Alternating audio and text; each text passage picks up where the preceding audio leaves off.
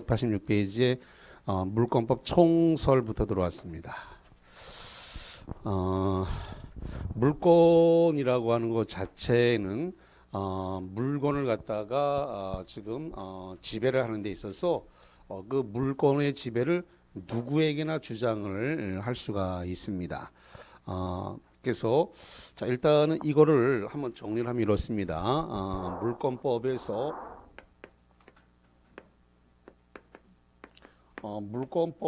일단 물건 자체 물건과 그 다음에 권리에 대한 부분으로 나눌 수 있습니다. 물건이라고 하는 이 부분이 계속 오늘 물건이라는 말이 나올 건데 이 물건은 두 가지를 얘기를 해요. 일반적으로 부동산과 동산.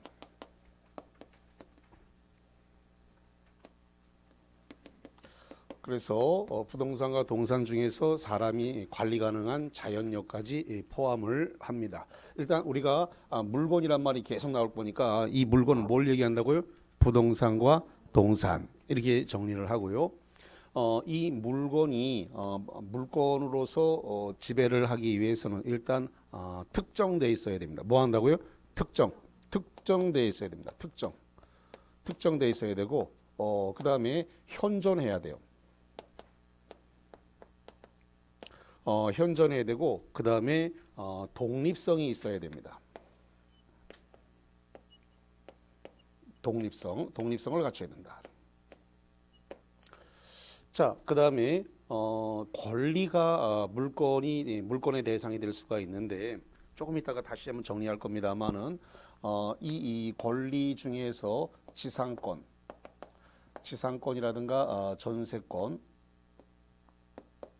지상권이나 전세권은 뭐가 될 수 있느냐 그랬더니 저당권의 객체 대상이 됩니다. 객체라고 하는 말은 대상이라는 소리예요. 그래서 저당권이나 전세권을 담보 잡히고 돈을 빌릴 수가 있어요. 돈을 빌릴 수 있는데 돈 빌릴 수 있는 권리를 저당권이라고 합니다. 그래서 이 저당권도 권리이기 때문에 물권법의 대상이 된다. 이렇게 정리를 하겠습니다. 일단 이 물권법이 적용을 받는 것은 물권법정주의가 적용이 돼요.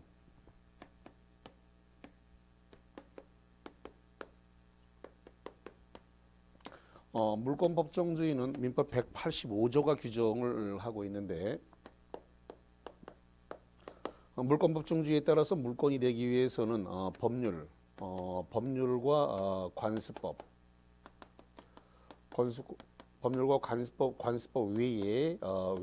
외에 창설하지 못한다 이렇게 되어 있습니다. 법률은 이제 국회에서 만드는 거고 관습법이라고 하는 것은 판례를 관습법이라 그래요. 다시 한번 뭐를 관습법이라 한다고요? 판례를 관습법이라 그래요.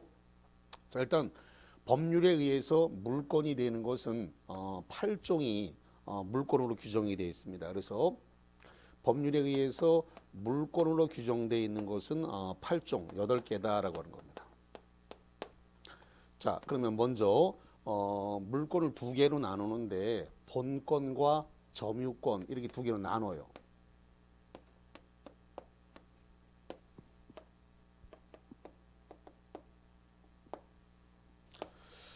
좀 이따가 이제 1시간 뒤에 들어갈 게 이제 점유권인데 오늘 점유권까지 할 겁니다.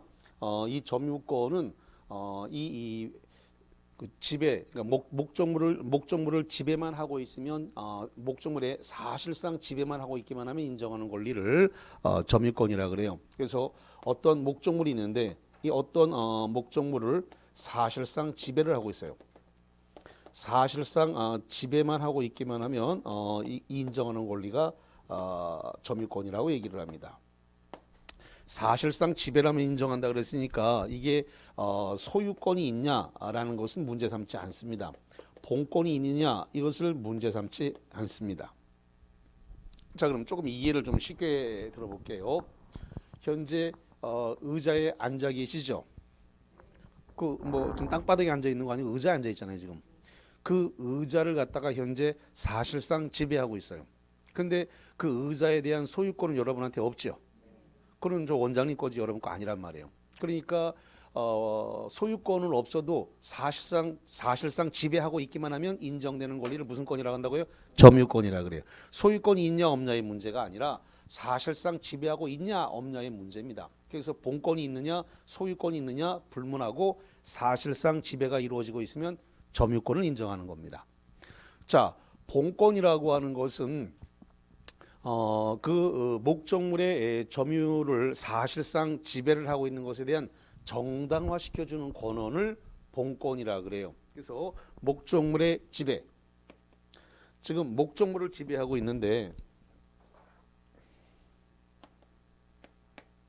목적물을 현재 지배하고 있고 사실상 이 사실상을 지배가 이루어지고 있음에도 불구하고 근데 이 사실상의 지배를 정당화 시켜 주는 권한입니다. 목적물의 지배, 사실상의 지배를 정당화시켜 주는 권한을 갖다가 본권이다 이렇게 말합니다. 이랬을 때 그 본권이 소유권이 될 수도 있지만 소유권이 아니고 제한 물권이 될 수도 있습니다. 이 제한 물권이라는 것 자체가 소유권 자체를 제한하는데 이 제한 물권에는 다시 두 가지로 나눠지게 돼요. 그래서 이게 용익 물권과 담보 물권 이렇게 두 가지로 나눠지게 됩니다. 공부를 상당히 진행했음에도 불구하고 나중에 5월, 6월, 7월, 8월에 가서 물어봤는데 제한 물권은 두 가지로 구성되는데 뭐냐 그랬을 때 대답 못하는 사람들이 굉장히 많이 나와요.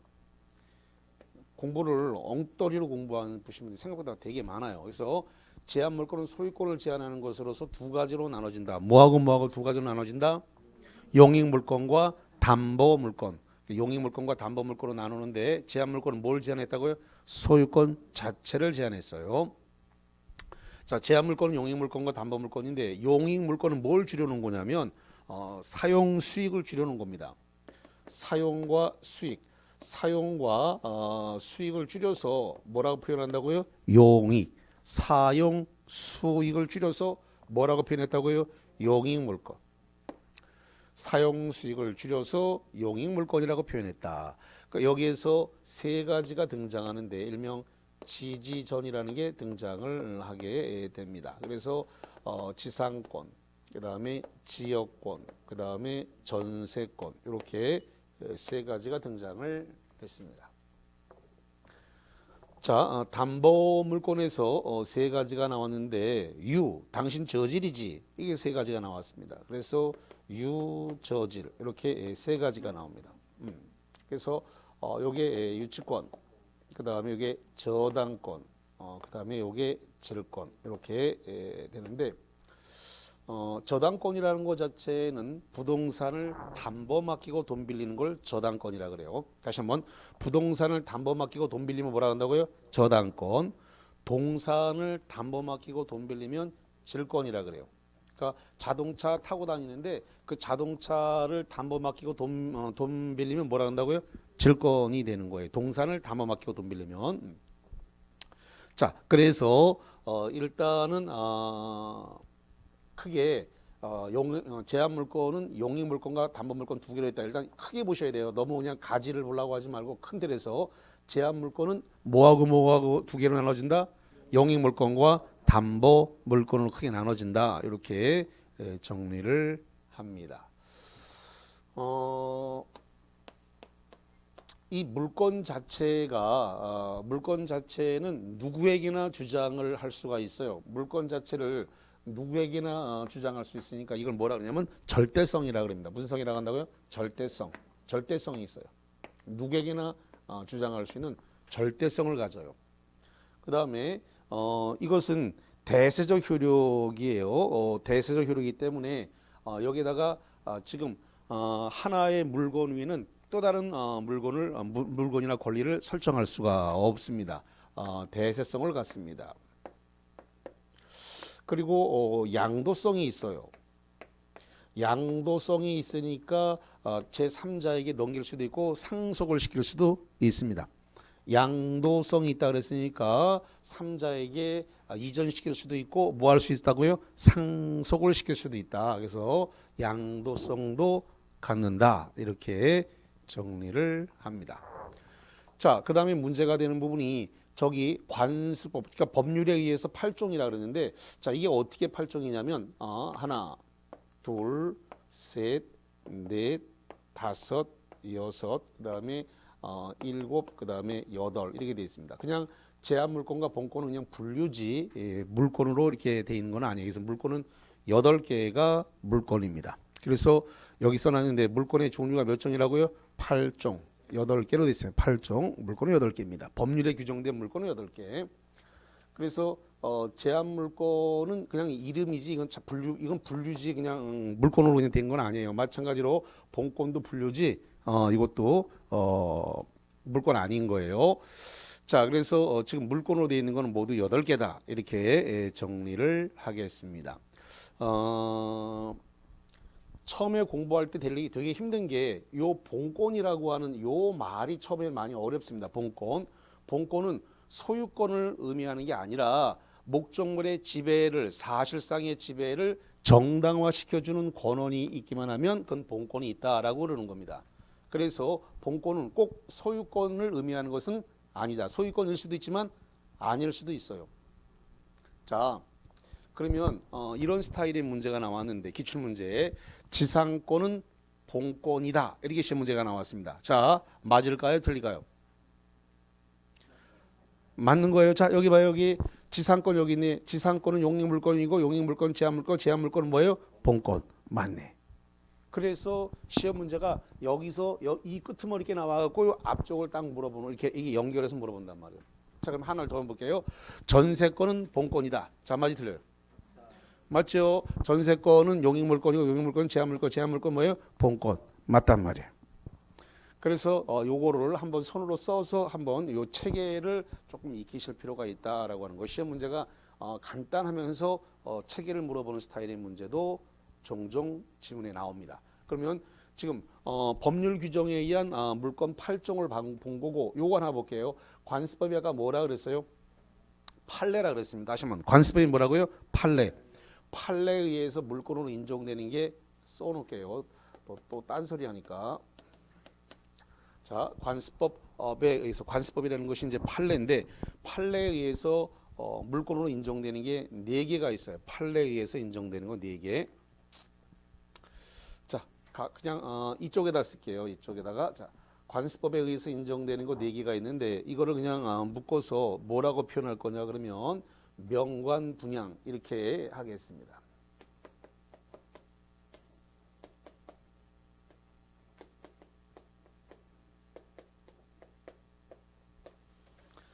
자, 명관 분양. 명관의 명이 뭐냐면 명인 방법을 갖춘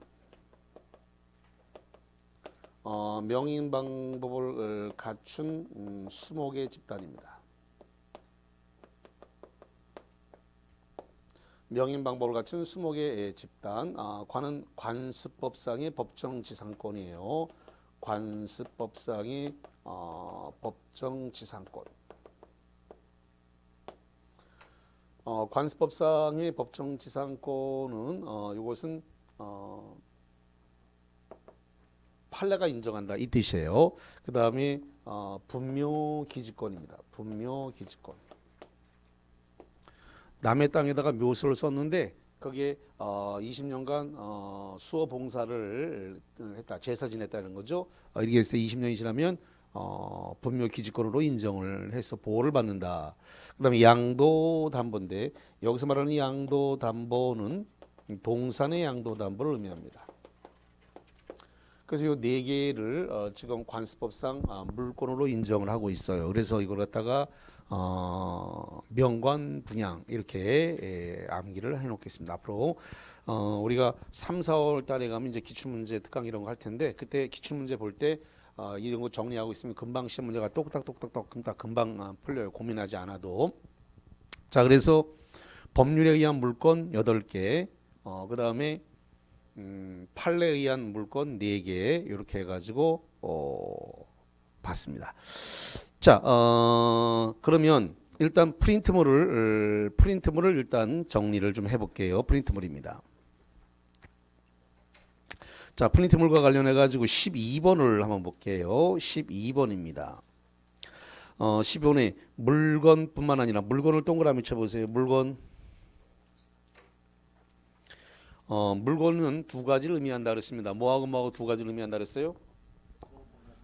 아, 저기 다 써놨잖아. 저기 칠판에 물건법 밑에 물건을 써놨잖아요. 물건 두 개다. 아니, 여기 지금 다 해놨는데 해놓고 물어보는 거예요. 그러니까 오늘 물건이란 말이 계속 나올 거다는 얘기를 했습니다. 물건은 두 개다. 뭐하고 뭐하고 부동산과 동산. 그래서 인간이 관리 가능한 자연력을 다 포함해가지고 물건이라 그래요. 부동산과 동산, 이걸 우리가 물건이다 이렇게 표현하는 겁니다. 자, 그래서 거기 프린트물 다시 물건뿐만 아니라 권리도 물건의 객체, 그 객체란 말은 대상이라는 소리예요. 객체가 될 수 있다. OX.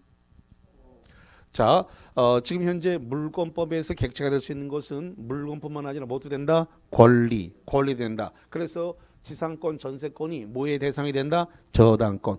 지상권을 담보 잡히고 돈 빌릴 수 있고 전세권을 담보 잡히고 돈 빌릴 수 있다. 그러니까 권리 자체가 돈 빌릴 수 있는 거란 말이죠. 그래서 권리도 물권의 대상이 될 수 있다. 여기 한번 봐. 여기 그래서 물권법 8종에 지상권 들어있단 말이에요. 지상권. 그다음에 전세권도 물권에 들어있단 말이죠. 그러니까 물론 저당권도 들어있지만 그래서 권리도 뭐의 대상이 될 수 있다? 물권법의 객체 대상이 될 수 있다. 이런 소리예요. 자, 그 답은 5가 됐고요. 자, 그 다음에 13번 물권의 분류 중 제한 물권은 가로가로로 나눌 수 있다. 뭐하고 뭐로 나눌 수 있다? 여기 제한 물권은 용익 물권과 담보 물권, 용익 물권과 담보 물권으로 나눌 수 있다라는 겁니다. 자, 그래서 일단은 거기까지 이 관련 내용 쭉 들어왔습니다. 자, 지금 거기 지금 186페이지, 187페이지, 188페이지와 189페이지, 그 다음에 190페이지 뭐 쭉 다 나와 있습니다만은 이런 것은 시험 문제에 나오지 않습니다. 그냥 한번 보면 되지 시험 문제 자체에 나오지 않아요. 다시 이야기합니다. 186, 187, 188, 189 거기까지 그 다음에 190 전부 다 시험 문제 나온다 안 나온다? 안 나온다. 시험 문제 안 나오는 거예요. 그러니까 그냥 법 이론에 관한 문제이기 때문에 우리 시험은 중개와 관련되는 부분을 내기 때문에 이 이론은 나오지 않습니다. 옛날에는 냈어요. 옛날에는 났는데 이거 안 나온 지가 이제 한 10년, 15년 정도 됐습니다. 이제 안 낸 지가. 그러니까 여기에다가 처음에 이게 뭐지? 책에 있다고 해서 이거 다 샅샅이 보면서 막 그냥 한번 읽어보면 되지. 그거 자체를 시험 문제화하지는 않는다. 그냥 한번 쓱 읽어보시면 돼요. 그거 제가 그냥 추려서 그냥 이렇게 다 해놓은 거니까 이거 보면 됩니다. 그래서 그거 자체가 시험 문제가 나오진 않는다. 이렇게 정리를 합니다. 자, 그 다음에 191페이지에 거기 물권 청구권이 있는데 그 물권 청구권은 1월 달에 하도록 하겠습니다. 자, 이제 어디로 가냐면 193페이지 쪽으로 가봅니다. 193페이지 쪽으로 가가지고 거기 물권의 변동이라고 하는 말이 나오는데 여기서부터 이제 시험 문제가 본격적으로 나오기 시작해요. 자, 지금 그 우리가 그 첫째 주, 둘째 주도 계속 했던 게 뭘 했냐 그러면 법률 요건이라는 것을 했어요. 법률 요건을 다른 말로 제가 뭐라고 썼던가요? 아니야. 계약이라고 쓰지 않았습니다. 법률 요건은 권리 변동의 원인이라고 썼습니다. 다시 한번 법률 요건은 뭐라고 한다고요? 권리 변동의 원인. 권리 변동의 원인을 법률 요건이라 그래요. 법률 요건. 이 법률 요건 안에 두 개가 들어 있어요. 뭐가 있냐면 법률 행위. 그다음에 법률 규정.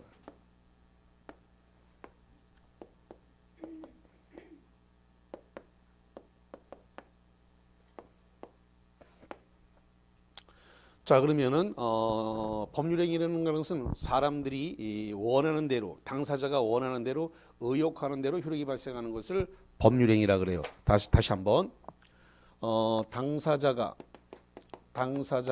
원하는 대로, 다른 말로 얘기해서 의욕하는 대로, 당사자가 원하는 대로, 의욕하는 대로 효력이 발생하는 걸 뭐라 한다고요? 법률행위라 그래요. 반면에 법률 규정은 사람의 의사 표시를 요소로 하지 않는다라고 그랬습니다. 그래서 한마디로 법에서 정했다. 그래서 뭐라고 하냐면 법정이라 그래요. 뭐란다고요? 법정. 법에서 정했다. 그래서 갑에서 을로 물권 변동, 소유권 변동이 일어나는데 법에서 그렇게 정해놨다 이런 거죠. 법률행위는 우리가 흔히 계약이라고 말을 했는데, 물론 법률행위는 종류가 세 가지예요. 단독행위, 계약, 합동행위 세 가지인데 우리는 중개와 관련되기 때문에 법률행위 그럼 뭘로 받아들인다 그랬다고요? 계약으로 받아들입니다. 자, 이렇게 됐을 때 이 법률행위 계약을 하게 되면 민법 186조에 따라서 뭘 해야 되냐면 등기를 해야 된다는 겁니다. 등기. 이 등기가 물권 변동의 효력 발생 요건이에요. 물권 변동의 효력 발생 요건입니다.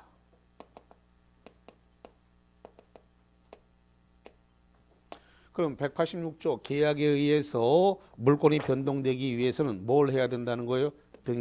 등기를 해야만이 효력이 발생된다 이런 겁니다. 등기해야 효력이 발생한다. 다만 법률 규정에 의한 물권 변동은 법에 규정이 되어 있으니까 민법 187조에 의한 물권 변동인데 이거는 등기를 하지 않아도 물권 변동의 효력이 발생한다라는 겁니다. 민법 187조에 의한 물권 변동은 등기를 안 해도 되는데 민법 187조에서는 5개를 규정을 하고 있어요. 이걸 줄여갖고 그냥 이렇게 할 거예요. 상공, 판경기 이렇게 정리를 할 겁니다. 그러면 이것은 상속입니다. 상속. 부모님이 돌아가시면은 등기하지 않아도 재산이 바로 자식들한테 상속된다 이런 거예요.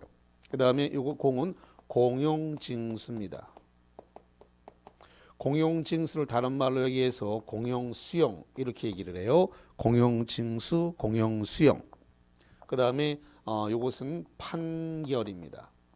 그다음에 이것은 경매. 요거는 기타 법률 규정입니다.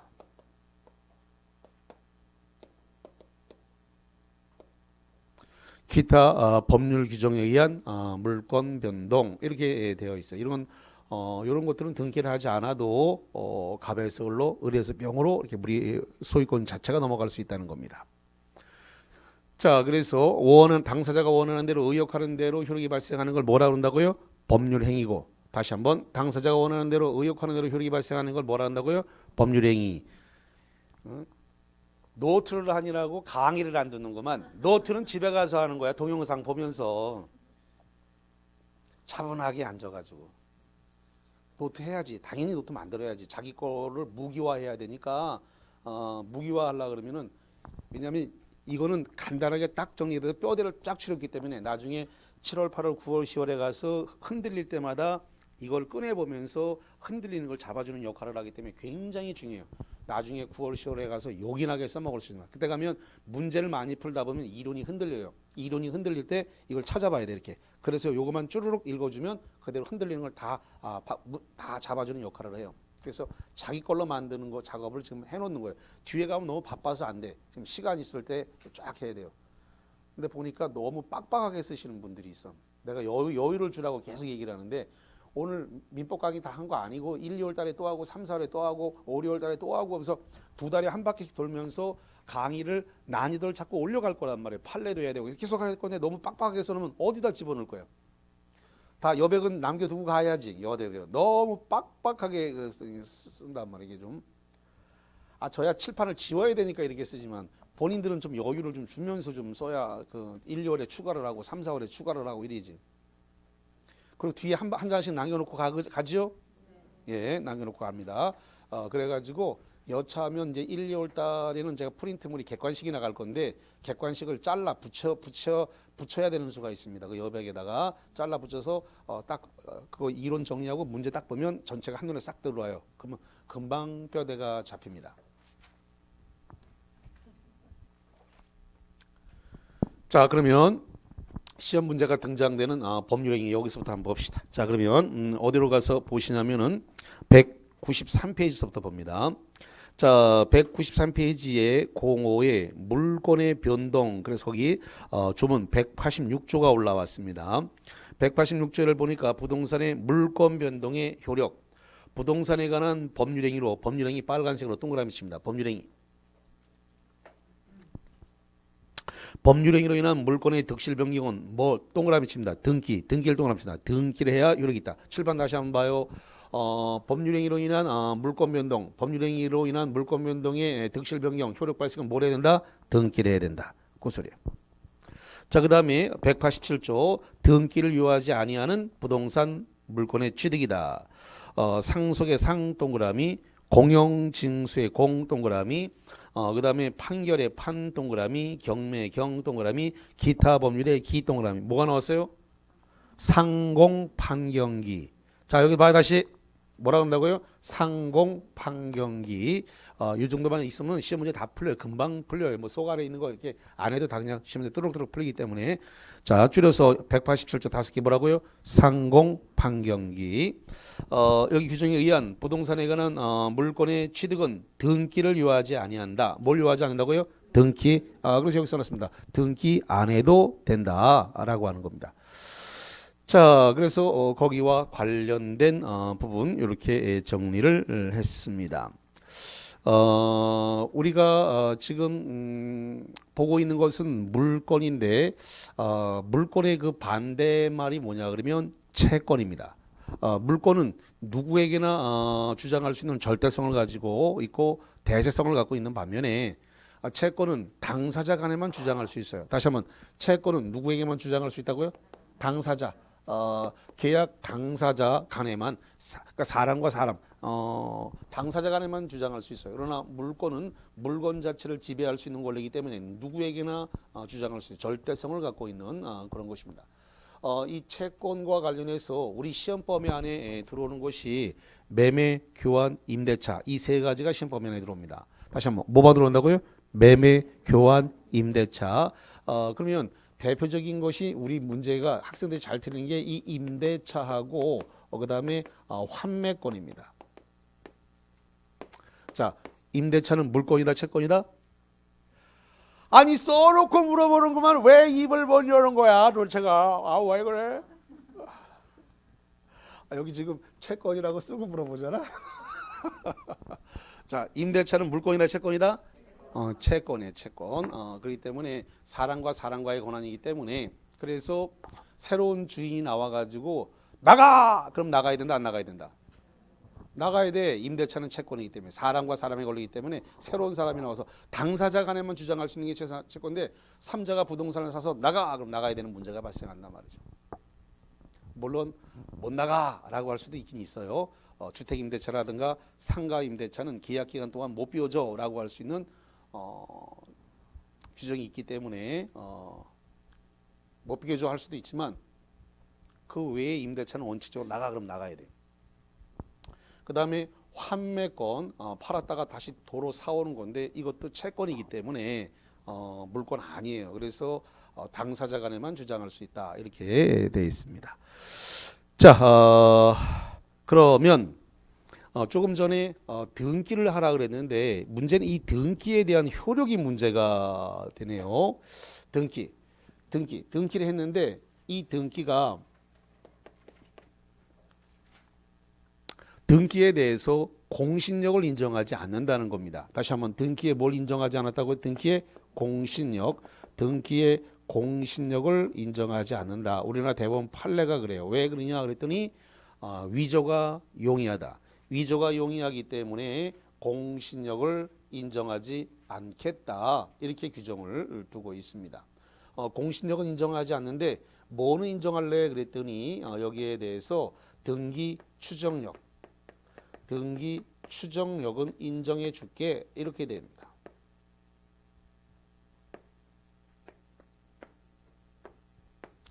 자, 등기 추정력이라고 하는 말이 올라왔어요. 등기 추정력이다. 자, 현재 등기부에 이름이 올라 있습니다. 예를 들어서 등기부에 홍길동 이렇게 이름이 올라 있습니다. 이렇게 등기부에 이름이 올라 있는 이것을 요 홍길동을 뭐라냐면 등기 명의인 이렇게 불러요. 등기 명의인. 이렇게. 다시 한번 등기부에 현재 이름이 올라 있는 사람을 뭐라 부른다고? 등기 명의인. 등기 명의인이라 그래요. 이 등기 명의인으로 이름이 올라 있다면 이 홍길동 씨는 적법 원인과 적법 절차, 적법 원인과 적법 절차에 따라 등기되어 있다라고 믿어줄게. 그래서 등기 명의로 등기부에 이름이 올라 있는 상태, 그래서 등기가 격료가 됐다 그래요.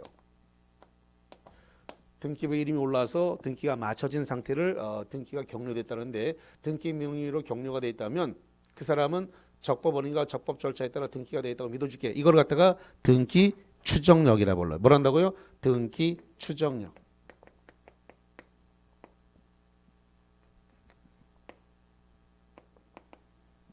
그래서 이거를 등기 추정력이라 부른다 이거죠. 그래서 등기는 위조가 용이하기 때문에 등기에 대한 공신력은 인정하지 않겠지만 뭐는 인정해 주겠다고요? 등기에 대한 공신력은 인정해 준다 이런 뜻입니다. 자, 그러면 우리 이 교재와 관련을 해가지고 잠깐만 볼게요. 저 195페이지를 한번 볼게요.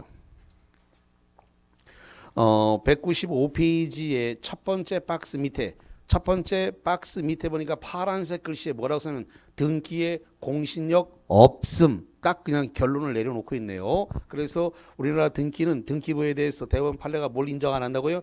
공신력을 인정하고 있지 않다. 저 밑에 195페이지 맨 밑에 두 번째 박스입니다. 두 번째 박스로서 두 번째 박스 위로 세 줄 올라갑니다.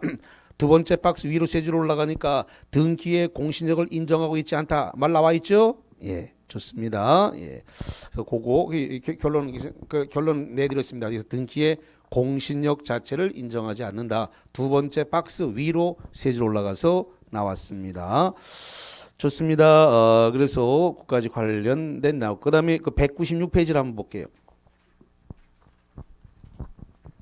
196페이지의 첫 번째 박스 밑에입니다. 첫 번째 박스 밑에 보니까 등기는 물권의 효력 정지 요건이 아니다라고 되어 있는데, 그러니까 효력 발생 요건 그 밑에 아래 거 볼게요. 거기 3번 밑에 등기는 물권의 효력 발생 요건에 불과하고 거기 형합해치면 효력 발생 요건이다.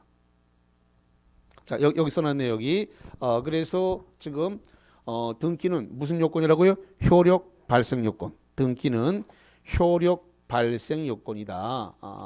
다만 무슨 요건은 아니냐 그랬더니 존속 요건은 아니다. 존속 요건이 아니라는 것은 뭐냐면 계속 등기부에 이름이 남아 있어야 되는 건 아니다. 그러니까 등기가 원인 없이 등기가 말소가 됐다 하더라도 소유권이나 저당권은 소멸하지 않는다. 아까 뭐라 그러냐면 다시 여기 봐. 여기 좀 골치 잡힌 이야기인데 등기에 뭘 인정하지 않았다 그랬어요? 공신력. 왜 인정 안 한다 그랬어요? 자, 써놓을게요. 위조가 용이하다. 위조가 뭐하다고요? 용이.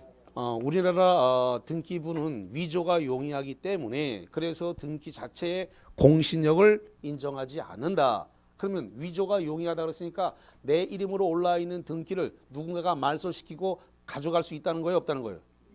있다니까요. 위조가 용이하다라는 것은 그만큼 우리 등기부는 취약해. 그래서 제가 가만히 있었는데 누군가가 제 등기를 말소시키고 등기부를 위조해서 옮겨갈 수 있다 없다? 있다. 그렇기 때문에 등기의 공신력을 뭐하지 않는다? 인정되지 않는다. 그럼 내 등기가 원인 없이 말소가 돼서 다른 사람이 가져갔습니다. A라는 사람이 가져갔어요. 그러면 원인 없이 등기가 이전됐네. 내가 가지고 있던 소유권 소멸했다 안 했다? 안 했다. 원인 없이 넘어갔으니까 위조해서 가져갔으니까 등기에 공신력을 인정하지 않기 때문에 내가 갖고 있던 소유권은 소멸했다 안 했다? 안 했다. 그 말이에요. 여기가 조금 어려운 얘기예요. 그래서 1, 2월, 3, 4, 5, 6월 계속 하겠습니다만은 여기가 조금 우리나라 제도가 안고 있는 좀 약간 모순적 부분을 안고 있기 때문에 등기부에 대한 공신력을 인정할 수 없는 것은 안타깝게도 위조가 용이하기 때문이다. 그래서 제가 등기부에 이름이 올라 있는데 제 등기를 누군가가 말소시키고 가져갔을 때 등기를 말소시켰다 하더라도 제가 갖고 있던 소유권은 소멸했다 안 했다? 안 했다. 소멸 안 한다. 왜냐?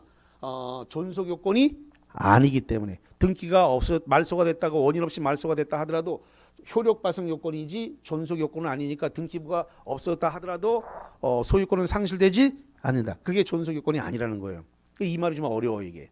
그래서 자 그럼 거기 한번 볼게요. 거기 파란색 3번 거기 박스 밑에 196페이지 박스 아래에 3번 등기는 물권의 효력 발생 요건에 불과하고 효력 존속 요건이 아니므로 등기가 원인 없이 말소됐다. 누군가가 위조해 갔다는 것이에요. 그게 위조해 갔다는 걸 뭐라 한다고요? 원인 없이 말소됐다. 위조해서 들고 갔다. 원인 없이 말소됐다. 그거예요. 원인 없이 말소가 되었다 하더라도 그 물건은 소멸하지 않는다. 제가 갖고 있던 소유권 소멸했다 안 했다? 안 했다. 그 소멸하지 않았다. 그 소리예요 그게. 자 그래서 아주 많이 나오는 그 판례고 시험 문제가 우리가 7월 8월 9월 10월에 문제풀이를 하게 되면 아주 많이 올라오는 그 내용이니까 잘 숙지하셔야 돼요 이 내용. 예. 자 그래서 이제 거기까지 이 관련했고 봤고 그 다음에 198페이지입니다. 198페이지 첫 번째 박스 밑에 보니까 등기 추정력이라는 말이 보이죠? 예. 등기 추정력 저기 써놨습니다만 등기 추정력은 등기부에 이름이 올라 있으면 적법 원인과 적법 절차에 따라 등기되어 있다고 믿어줄게. 믿어주는 걸 뭐라고 한다고? 등기 추정력이라 그래요. 자 그래서 거기 파란색 6번 등기 추정 개념 어떤 등기가 존재하면 그와 일치하는 실체적 권리관계가 존재하는 것을 뭐 한다고요? 추정해 주는 것을 뭐라 한다고요? 등기 추정력이다. 자 오른쪽으로 가서 199페이지 꼭대기 등기의 권리 적법 추정력 밑줄 칩니다. 권리 적법 추정력. 자 그다음에 그 밑에 4번 등기 원인과 절차의 적법 추정력. 그래서 매매를 원인으로 매수인에게 소유권 유지 등기가 격려되면 등기 원인인 매매가 적법하다고 뭐한다? 추정된다. 그래서 등기부에 이름이 올라 있으면 여기 등기 원인과 절차 모두 다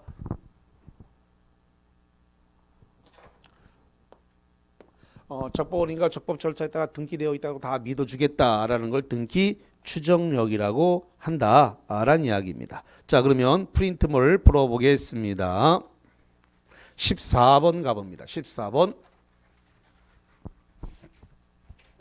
186조 법률행위에 관한 가로로 인한 부동산의 득실 변경. 가로 뭘로 인한 득실 변경?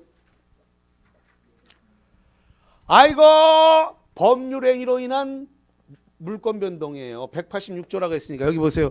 186조에 의한 부동산의 물권 변동은 뭘로 인했다고요? 법률행위로 인한. 법률행위로 인한 물권의 득실 변경은 가로해야 효력이 있다. 가로 뭐 해야 된다? 등기를 해야 효력이 있다. 자 다시 갈게요. 아니 이 교재 조금 전에 다 보고 온 건데 5분밖에 안 지났는데 자 193페이지 다시 한번 가봐요. 교재 193페이지 193페이지 첫 번째 박스 조문 186조 조문 보니까 부동산에 관한 뭘로 인한 법률행위 동그라미 돼 있죠? 안 돼 있으면 지금이라도 형광펜 채.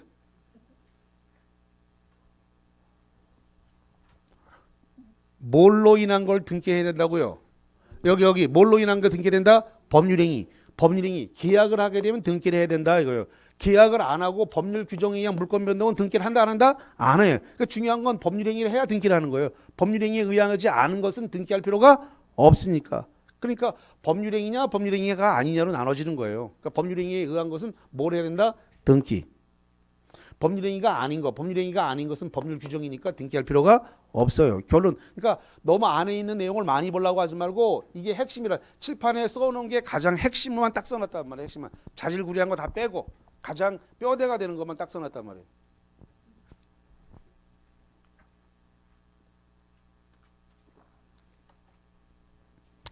자, 다시 그래서 거기 14번 186조 법률행위에 관한 부동산에 관한 법률행위로 인한 물권의 득실 변경은 등기례 이렇게 발생한다. 그다음에 15번 갑니다. 프린트물 187조 법률 규정이죠. 상담이 뭐가 나야 돼요? 상속.